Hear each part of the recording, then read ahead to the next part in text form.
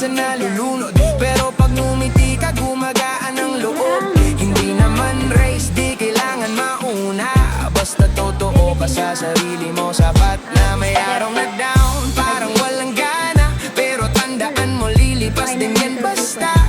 Hawak mo oras mo, huwag sayangin sa galit. Mas okay pa rin yung puso mo'y tahimik. Pag nadapa ka, bangon ulit.